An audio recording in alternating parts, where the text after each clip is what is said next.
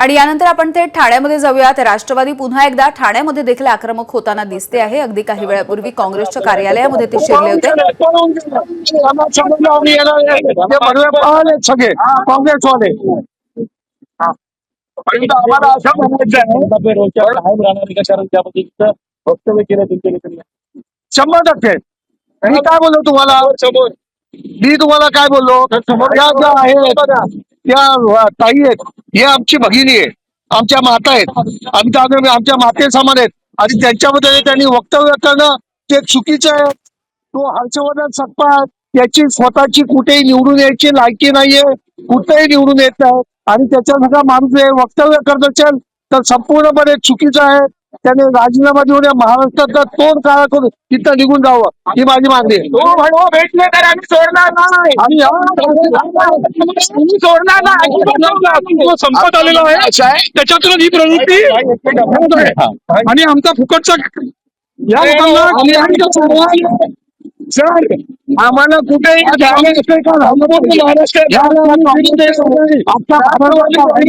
कार्यकर्ते त्याला कुठे या भारतभर काहीच राहिलं नाहीये। त्यामुळे अशी विकृती त्यांना सुचते, त्याची विकृती कार्यक्रम घ्यायचं, कोणाची काय ती बोलायचं आणि ते धंदे करतात, दुसरं काय त्यांच्याकडे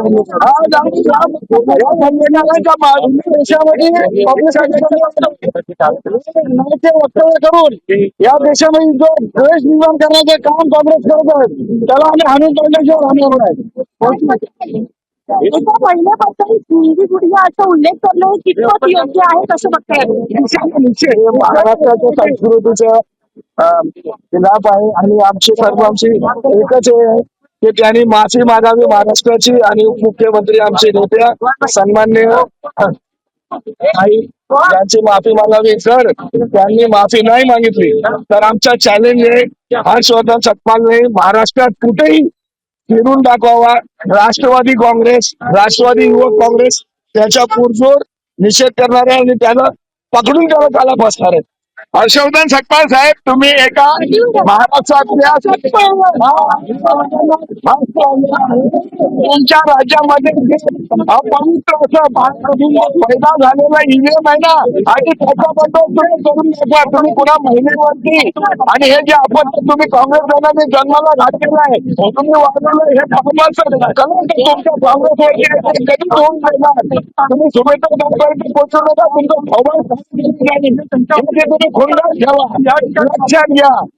हर्षवर्धन सपकाळनं आमचं आव्हान आहे राष्ट्रवादी युवक काँग्रेसतर्फे की त्यांनी कृपया करून कुठेही रस्त्यावरती फिरू नका, नाहीतर जिथे दिसतील तिथे त्यांना मारू, काळं फासू, जेवढं मारता येईल तेवढं मारू। त्यांनी आमच्या वहिनींवरती आरोप केलेले आहेत, वहिनींवरती फालतू कमेंट केलेली आहे। त्यामुळे हर्षवर्धन सपकाळांना जाहीर आव्हान करतो, रस्त्यावरती कुठेही फिरू नका, नाहीतर कुत्र्यासारखे मारून काढू तुम्हाला।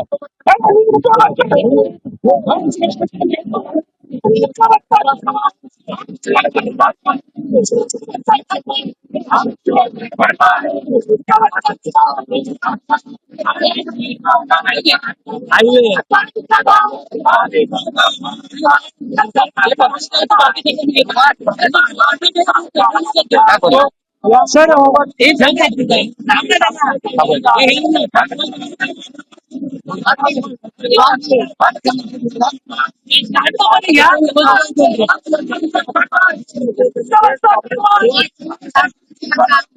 झालेला आहे।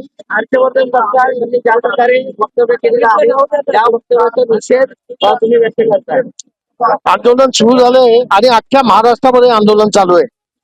हर्षवर्धन काय त्याचं नाव काय, त्या नाव पण आठवत नाही, तो सपकाळ ही काँग्रेस संपायला आली आहे, तर संपत आल्या काँग्रेसचा अध्यक्ष आहे, आणि त्या एका लायकी नसलेल्या माणसाने आज आमच्या ताई आदरणीय उपमुख्यमंत्री सुनेत्रजी पवार यांच्या विरोधात जे वक्तव्य केलंय हे चुकीचं आहे। एका महिलेच्या विरुद्ध असं वक्तव्य करणं हे चुकीचं आहे, त्याचा आम्ही निषेध करतो, आणि हा हर्षवर्धन सपकाळचा काँग्रेसची तातडीने राजीनामा घ्यावा व त्याने महाराष्ट्राचा तोंड घेऊन निघून जावं, नाहीतर तो जिथे जाईल त्याचा तोंड आम्ही काळं करू। आम्ही ताईंचे कार्यकर्ते खंबीर आहोत।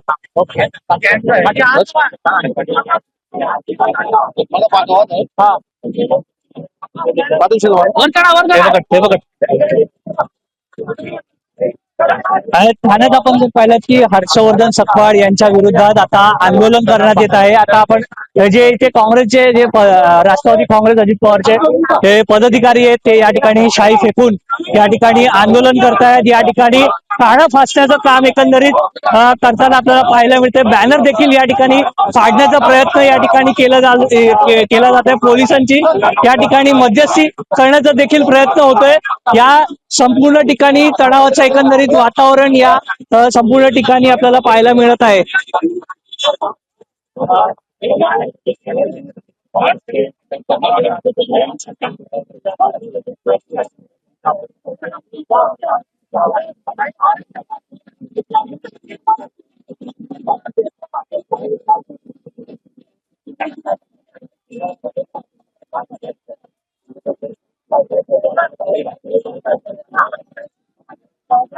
तर ठाण्यामध्ये राष्ट्रवादी सध्या आक्रमक झालेली दिसते आहे आणि हर्षवर्धन सपकाळ यांचे फोटो देखील त्यांनी फाडलेले आहेत, त्यांचे फोटो जाळले देखील आहेत.